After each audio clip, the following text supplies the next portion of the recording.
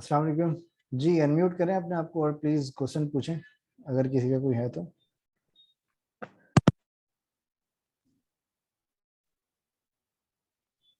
अस्सलाम वालेकुम सर। वालेकुम सलाम जी सर, कैसे हैं? सर अल्लाह का शुक्र, आप सुना सर, आप ठीक है? जी अल्हम्दुलिल्लाह, अल्लाह का शुक्र है। सर आपसे ये जानना था कि हम अपने डिजाइन को यूनिक, मतलब इसमें यूनिकनेस कैसे लाए, मतलब क्योंकि आजकल तो आपको पता है डिजाइन बहुत सारे हैं। तो हम अपने डिजाइन को कैसे यूनिक करें, उसके स्टाइल की वजह से, उसके मतलब या पिक्चर की वजह से, तो हम यूनिक कैसे होगा हमारा डिजाइन? यार डिजाइन्स को यूनिक करने के लिए जो है ना, सबसे पहले तो आपको ये अपनी अपनी जो आपको क्रिएटिविटी है ना, वो आपको सबसे पहले बाहर निकालनी पड़ती है। और उसके अंदर सबसे पहले आपको ये चीज देखनी पड़ती है कि यूनिकनेस समटाइम्स ऐसा होता है कि आपका जो यूजर एक्सपीरियंस है ना, वो खराब कर देती है। मोस्ट ऑफ द टाइम ऐसा होता है। तो इसके लिए सबसे पहले आपको ये सोचना पड़ेगा कि आपको यूजर एक्सपीरियंस आपका खराब नहीं होना चाहिए। मतलब ऐसा डिजाइन आपका नहीं होना चाहिए जिसके अंदर यूजर को समझने में टाइम लगे। ठीक है, तो आपको यूनिकनेस तो आप कर देते हैं डिजाइन के अंदर।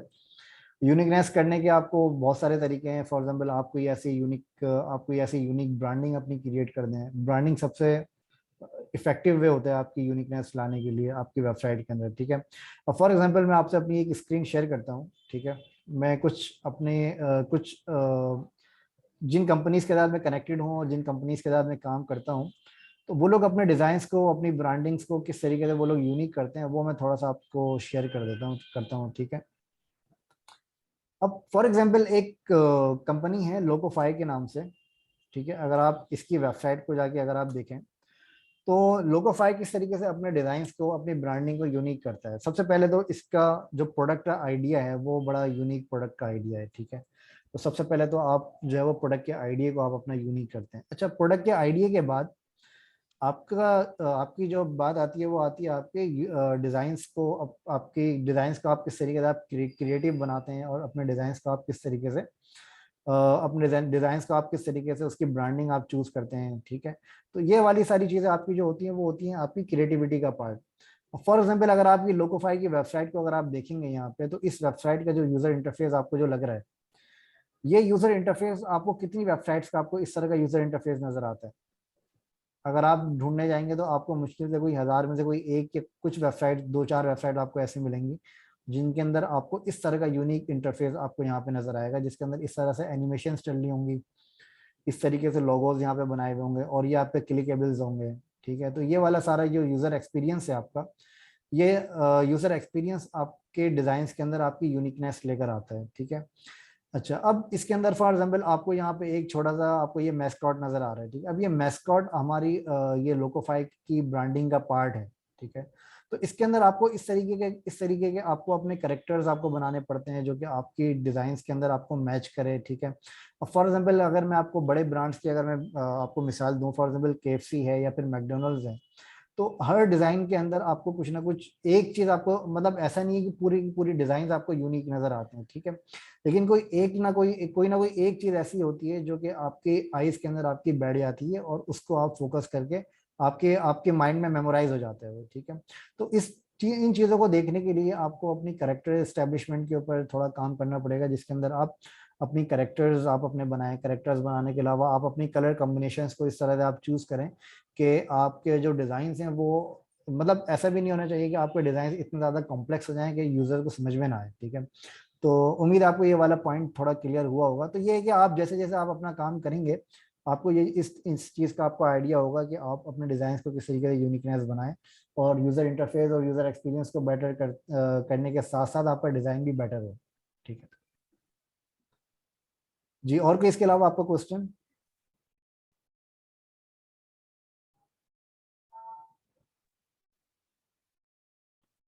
जी, इसके अलावा कोई और क्वेश्चन आपका, खुरम साहब? सर जैसे आपने लैंडिंग पेज बनाया था, जैसे आपने बहुत अच्छी मिस्टेक्स निकाली, और बाकी दरअसल मुझे अंदाजा नहीं हुआ, लेकिन सर ये, क्योंकि मुझे ऐसा लग रहा था कि मैं अपनी नजर से देख रहा था तो मुझे थोड़ा बेहतर लगा, लेकिन आपने बताया तो बाकी मुझे ये अंदाजा हुआ देखिए कि मैं हेडर और आपको फुटर का, क्योंकि मैंने इस चीज का ध्यान देखिए, नहीं जो दिया। स्टेप्स मैं आप लोगों को बताता हूँ ना, वो स्टेप्स हैं कि जब मैं अपना काम स्टार्ट करता हूँ तो मैं उन स्टेप्स को फॉलो करता हूँ, तो जिससे मेरा रिजल्ट जो है वो 100% जो वो प्रोड्यूस होकर नजर आता है मुझे, ठीक है। और मैं आपको अगर बताऊं तो जो मैंने जो अपने डिजाइन बनाता हूँ ना, उन डिजाइन में से 100% मेरा जो रेट है, उनका अप्रूवल का रेट 100% है। आज तक मेरे डिजाइन, मेरे बने हुए डिजाइन को मेरे 10-12 साल के करियर के अंदर किसी क्लाइंट ने रिजेक्शन नहीं दी, ठीक है। तो उसके अंदर मेरी कुछ अपनी टेक्निक्स होती हैं, कुछ मेरे अपनी मेरा अपना कुछ एक वर्क फ्लो है जो कि मैंने अपनी लर्निंग से सीखा है, ठीक है। वो वर्क फ्लो ऐसा है कि अगर आप उसको फॉलो करेंगे तो आपको बहुत फायदा होगा उसका, ठीक है। अब उसके अंदर अगर मैं आपको बताना चाहूँ तो उसके अंदर सबसे पहला स्टेप आपका आता है, आपका कॉन्सेप्ट आप समझें कि आप किस कॉन्सेप्ट के लिए आप वो डिजाइन क्रिएट कर रहे हैं, ठीक है।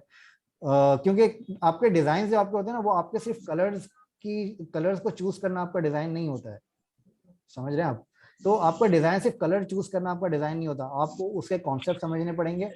उसके बाद आपका पार्ट आता है आपका रिसर्च का। सो उसके बाद आप रिसर्च करेंगे कि उसके कॉम्पिटिटर्स बेस्ट वेबसाइट्स कौन कौन सी हैं, ठीक है। अच्छा, फॉर एग्जांपल आप जब अपनी रिसर्च करते हैं तो आपको फॉर एग्जांपल 50 वेबसाइट्स मिलती हैं या 20 वेबसाइट्स मिलती हैं। उन वेबसाइट्स के अंदर से आप उन वेबसाइट्स को आप दो दो तरह के हिस्सों में आप कैटेगराइज कर दें। एक पार्ट आप निकाल दें कंटेंट के लिए और सेकंड पार्ट आप निकाल दें अच्छे डिजाइन जिसके अंदर है, क्योंकि दो अलग अलग पार्ट आपके डिजाइन के होते हैं। एक होता है आपका कंटेंट और एक होता है आपका डिजाइन की कलर कॉम्बिनेशन और प्लेसमेंट, ठीक है।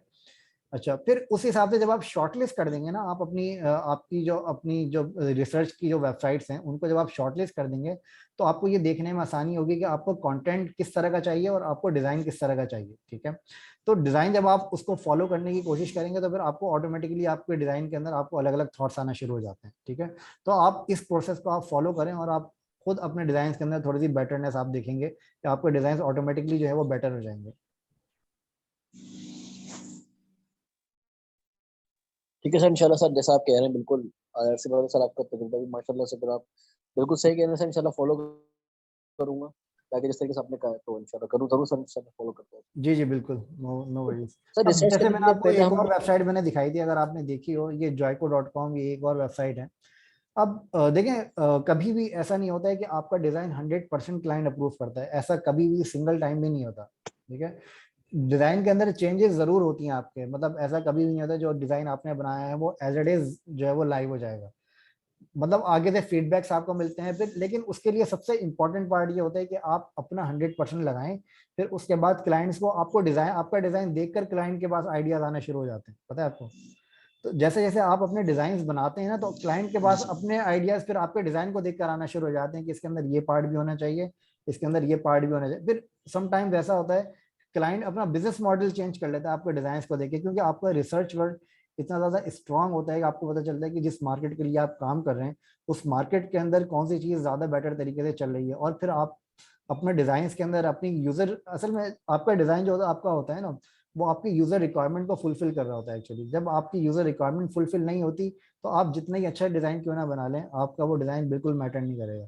तो आपका डिजाइन देखने में बहुत अच्छा लग रहा है लेकिन वो यूजर की रिक्वायरमेंट को फुलफिल नहीं कर रहा है और यूजर पर्सपेक्टिव से वो यूजेबल नहीं है आपका डिजाइन, ठीक है। तो आपके डिजाइन बनाने का कोई फायदा नहीं है। आप ऐसा डिजाइन बनाए, भले वो सिंपल हो, एक सिंपल आपकी वाइट स्क्रीन ही क्यों ना हो और उसके अंदर आप सिंपल आप अपना कंटेंट डाल दें, लेकिन वो डिजाइन आपका ऐसा होना चाहिए कि वो यूजफुल होना चाहिए यूजर के लिए, ठीक है। जी सर, थैंक यू। जी सर, बिल्कुल समझ आ गया। थैंक जी जवाद, आपका कोई क्वेश्चन है, कुछ पूछना चाह रहे हैं? अस्सलाम वालेकुम। वालेकुम सलाम। मेरा तो बस यही था कि मुझे फीडबैक चाहिए था, क्योंकि मैंने जो आज बनाया था तो उसके हवाले से थोड़ा कौन सा सा फीडबैक डिजाइन मिल है जाए। आपने भेजा है मुझे, लिंक भेजा है? जी जी, मैंने लिंक भेजा है आपको। लिंक आपने मुझे कहाँ पे भेजा है, ग्रुप पे ही भेजा है? अ, जी जी, ग्रुप पे भी भेजा है मैंने।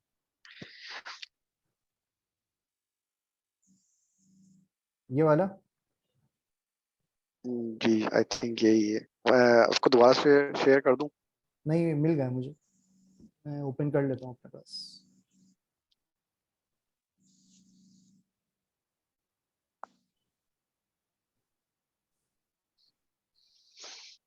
ये वाला है? जी सर, यही है। ओके। एक तो इसमें सबसे पहले टेक्निकल मिस्टेक ये है कि आपका जो डिजाइन होता है ना, उस डिजाइन के अंदर आपको अपना एक एरिया सेट करना होता है जिसके अंदर आपको अपना सारा काम करना होता है। अब फॉर एग्जांपल आपने जो ये डिजाइन बनाया है, इस डिजाइन के अंदर आपने जो अपना फ्रेम का जो साइज रखा है, वो फ्रेम का साइज आपने रखा है। अच्छा, मुझे एडिट एक्सेस नहीं है क्या इसका? ओके, मैं एक काम करता हूँ, इस डिजाइन को अपने पास ओपन कर लेता हूँ यहाँ पे।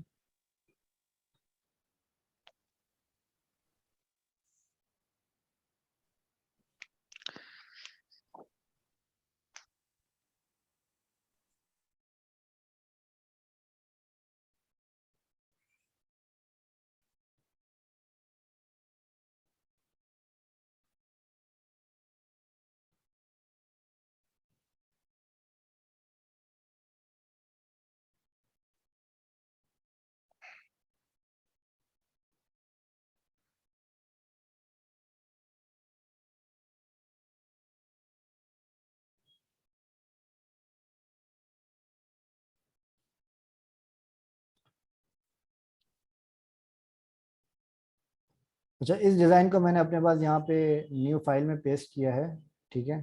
अच्छा, अब इसके अंदर जो आपने ये फ्रेम बनाया है, इस फ्रेम का साइज आपने रखा है 1383, ठीक है। लेकिन जी इसका जो बेस्ट प्रैक्टिस ये होती है कि फॉर एग्जांपल जब आप यहाँ पे कोई फ्रेम बनाएं तो फ्रेम का आप साइज वो रखें जो आपको यहाँ पर दिया हुआ है desktop. For example MacBook pro 16 inch है, अब आप ये साइज इसका यहाँ पे रखें, ठीक है। इस साइज को रख के आप अपने डिजाइन को इस साइज के अंदर फिट करने की कोशिश करें, ठीक है। अब इसकी जो विड्थ आ रही है वो आ रही है 1728। अगर मैं इसकी यहाँ पे इसके विड्थ 1728 कर देता हूँ, ठीक है, तो ये इसका फ्रेम का साइज होना चाहिए जो कि आपको यहाँ पे नजर आ रहा है। अच्छा, अब जो आपने डिजाइन ओके बनाया है, इस डिजाइन को आपको क्या करना है, इस डिजाइन को आपको सेंटर अलाइन करना है सबसे पहले, ठीक है। ये डिजाइन आपका सेंटर अलाइन हो गया इस फ्रेम के। अच्छा, अब सेंटर अलाइन तो मैंने यहाँ पे कर दिया, लेकिन अभी भी ये सेंटर लाइन इस वजह से नहीं हुआ क्योंकि आपके डिजाइन के अंदर काफी सारी चीजें ऐसी हैं जो कि बाहर निकल रही हैं। फॉर एग्जांपल एक ये वाला जो पार्ट है, ये वाला पार्ट आपका इस कंटेनर से बाहर निकल रहा है, तो इस वजह से ये सेंटर लाइन नहीं हुआ, ठीक है। अच्छा, अब जी जी इसको अगर मैं यहाँ पे इसको मैं अंदर कर देता हूँ, और इसको अंदर करने के बाद अब अगर मैं इसका साइज देखूंगा कंटेनर का, तो ये मेरा एक्यूरेट साइज आएगा। अच्छा, ये करने के बाद आपको क्या करना होता है, आपको एक सेंटर एरिया आपको डिफाइन करना होता है। सेंटर एरिया डिफाइन करने के लिए आप सबसे पहले क्या करेंगे, आप यहाँ पर एक बॉक्स बनाएंगे। इस बॉक्स का आप साइज रखेंगे फॉर एग्जांपल 1100, एग्जांपल दे रहा हूँ मैं, आपने 1100 का साइज यहाँ पे रखा। अब आपका जो कंटेंट है ना, वो कंटेंट आपका इसके अंदर फिट होना चाहिए, इसके बाहर नहीं निकलना चाहिए। ओके समझ रहे हैं? अच्छा, अब आप जी जी अगर जी यहाँ पे अपनी ये गाइड यहाँ पे लगाएंगे, तो गाइड यहाँ पे लगाने के बाद अब आपको यहाँ पे नजर आएगा कि आपका कंटेंट का जो एरिया है वो कितना होना चाहिए, ठीक है। अच्छा, ये जो बैकग्राउंड जी जी इमेजेस वगैरह हैं, ये चीज़ें ठीक है, मतलब ये चीज़ें आपकी बाहर निकल सकती हैं। जैसे आपका अगर कोई आप यहाँ पे 100% का कोई बैकग्राउंड अगर आप यहाँ पे लगाना चाह रहे हैं, तो वो आप 100% का बैकग्राउंड आप लगा सकते हैं। लेकिन कंटेंट जब मैं कहता हूँ तो उसका मतलब होता है कि जो भी आपने यहाँ पे टेक्स्ट वगैरह लिखा है, फॉर एग्जाम्पल आपने ये लिखा है, तो अब ये वाला जो पार्ट है ना, आपको ये वाला पार्ट इसके अंदर होना चाहिए। अब बैकग्राउंड भले आप इसका 100% लगा दें, मसला नहीं है, ठीक है। बैकग्राउंड भले आप इसका 100% लगा दें, इसकी प्रॉब्लम नहीं है।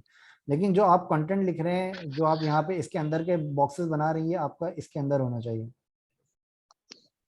ओके सर ठीक है। एक ये चीज, बाकी ये है कि ट्राई अच्छी करिए, काम अच्छा किया है। बस ये कि थोड़ी सी टेक्निकल मिस्टेक्स हैं, अगर वो टेक्निकल मिस्टेक्स ठीक हो जाएंगी तो काम आई थिंक काफी अच्छा किया है, मतलब ये डिजाइन अच्छा लग रहा है। लेकिन अभी आपने ये जो किया है, ये आपने कॉपी पेस्ट किया है बिल्कुल, तो इसके अंदर अब कोशिश करो कि आप अपना आइडिया इसके अंदर कुछ ऐड करो, और इसके अंदर आप किस तरीके से, अगर आप खुद इसको बनाते हैं तो किस तरह का से बनाते हैं, और आप सेम कॉन्सेप्ट को आप दूसरे डिजाइन के अंदर आप किस तरीके से आप इम्प्लीमेंट करते हैं, ठीक है। तो उसके ऊपर अब आप अगर इसके ऊपर काम करो तो वो ज़्यादा बेटर है। Okay sir okay thank you know problem. और कुछ इसके अलावा कोई क्वेश्चन किसी का, खुरम साहब या जवाब साहब? नो सर, नो नहीं सर, सर सब सब क्लियर। क्लियर हो गया ओके, चलिए ठीक है, तो फिर आज की सर क्लास सर का। जी जी, बोलें बोलें, सॉरी। सर सर जी जैसे बोलें। हमें, जैसे sorry अगर आप सर डिस्टर्ब में ना होंगे, सर ये अगर जैसे एक पेज होता है, जैसे हमें बैकग्राउंड पिक्चर लगानी पड़ती है, जिसमें हम चाह रहे हैं कि बैकग्राउंड में हमें दिखे और आगे जो हमारी मेन जो फोल्डर जो होते हैं हमारे पिक्चर वो दिखे, तो सर वो बता सकते हैं या फिर वो बाद में बताएंगे? बैकग्राउंड के अंदर आपको पिक्चर लगानी है? जैसे हम चाहते हैं कि जो हमारी जैसे एक हमने वो बनाई वेबसाइट बनाई जिसमें हमारा जैसे होम एक फ्रेम के अंदर एक पिक्चर होता है कि हम चाहते हैं बैकग्राउंड में पिक्चर नजर आए, वो जो हमारी जो वेबसाइट की डिजाइन में बैकग्राउंड में पिक्चर नजर आए हमारी। मतलब जैसे ये बैकग्राउंड में पिक्चर लगी हुई है इसकी बात कर रहे हैं? चले मैं आपको एक बना के दिखा देता हूँ, आई थिंक आप उसके बारे में कह रहे हैं। फॉर एग्जाम्पल आपके पास यहाँ पर एक फ्रेम है, ठीक है। इस फ्रेम का जो साइज है आपका वो मैं यहाँ पे रख देता हूँ। फॉर एग्जाम्पल ये जो फ्रेम है आपका, अब इस फ्रेम के अंदर आप यहाँ पे चाह रहे हैं जी कि सर। इस फ्रेम के ऊपर एक बैकग्राउंड आप बनाएं। इस फ्रेम के ऊपर फॉर एग्जाम्पल आपने एक बैकग्राउंड बनाया और इस बैकग्राउंड का आपने कोई स्पेसिफिक कलर आपने यहाँ पे डिफाइन कर दिया फॉर एग्जाम्पल, ठीक है। कलर मैंने यहाँ पे इसको दिया। अब ये कलर देने के बाद आप क्या करते हैं कि आप यहाँ पर गए और आपने यहाँ पर एक पिक्चर यहाँ से आपने कॉपी करी pixels.com से।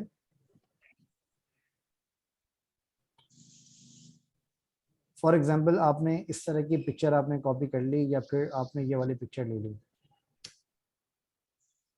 कोई और पिक्चर मैं देख लेता हूँ।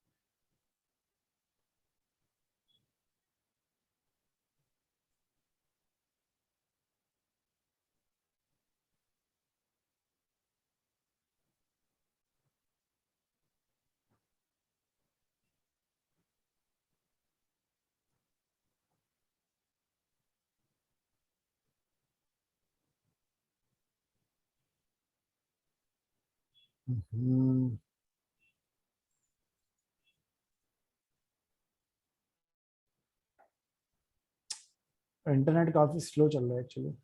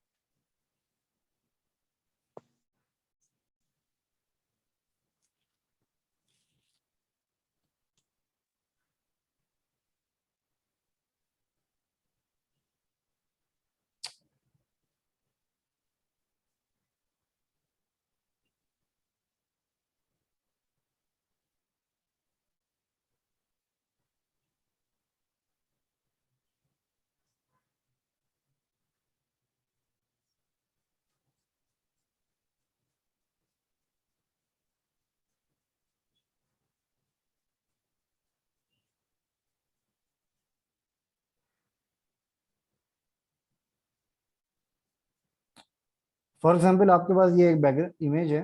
इस इमेज को आप यहाँ पे एज अ बैकग्राउंड इमेज आप लगाते हैं, ठीक है। आवाज आ रही है आपको मेरी? जी जी सर, आवाज आ रही है। ठीक है। फॉर एग्जाम्पल आपके पास ये एक इमेज है, इसको आप एज अ बैकग्राउंड इमेज यहाँ पे लगाते हैं, ठीक है। ये लगाने के बाद आप यहाँ पे ऊपर कोई टेक्स्ट लिखते हैं, for example welcome to my passion brand. इस तरह का आप टेक्स्ट यहाँ पे लिखते हैं। तो इसकी आप बात करें कि आप ये आपको पूछना था ये कैसे लगाना है, या कोई और क्वेश्चन था आपको? नहीं सर, सर ये जैसे हम लोग जैसे हमारे वेबसाइट का पेज होता है, हमने जैसे ये हम चाहते हैं जैसे बैकग्राउंड पिक्चर हो, ताकि हम कोई भी मतलब ऐप कोई भी हम फंक्शन करें तो हमारे बैकग्राउंड की पिक्चर नजर आए। जैसे ओपेसिटी का नहीं ऑप्शन होता सर, ओपेसिटी जिसमें हम थोड़ी लाइट कर देंगे। ओपेसिटी, ओ ओके। मतलब इसकी बात कर रहे हैं आप, इसके ऊपर आप एक और लेयर लगाएं। जी जी सर, बिल्कुल जी जी सर, यही कह रहा था। आप एक और लेयर लगाएं और इसके ऊपर आप इस तरह की ओपेसिटी आप अप्लाई कर दें। हाँ सर, ये कह रहा था जी जी सर, बिल्कुल। ओके। अच्छा, ये करने का बड़ा आसान तरीका है, वो आई थिंक मैंने पहले क्लासेस में बताया था। तो ओपेसिटी आप अप्लाई करते हैं ये वाले ऑप्शन के साथ। मतलब यहाँ पे जो आपको ऑप्शन आते हैं 100% का, या फिर ये वाला ऑप्शन आता है, इसके थ्रू आप अपनी ओपेसिटी अप्लाई करते हैं। तो आप सिंपली 5, 6 या 7 प्रेस करेंगे तो इससे आपकी परसेंटेज के अंदर ओपेसिटी आपकी जो है वो कवर होती है। फॉर एग्जाम्पल अगर आप 5 प्रेस करते हैं तो 50% ओपेसिटी कर देता है, अगर आप 2 प्रेस करते हैं तो ये 20% कर देता है। इसी तरीके से आप 0 करेंगे तो ये 100% कर देगा। ठीक है सर, बस ये कंफर्म होगा। ठीक है, क्लियर है? जी सर, क्लियर है बिल्कुल। ओके, चलें ठीक है, तो एंड करते हैं अपनी कॉल को। थैंक यू सो मच यार, अल्लाह जी हाफिज़। Thank you so much sir. No problem, अल्लाह हाफिज़। ओके, अल्लाह थैंक यू हाफिज़। सो मच सर, अल्लाह हाफिज। अल्लाह हाफिज़।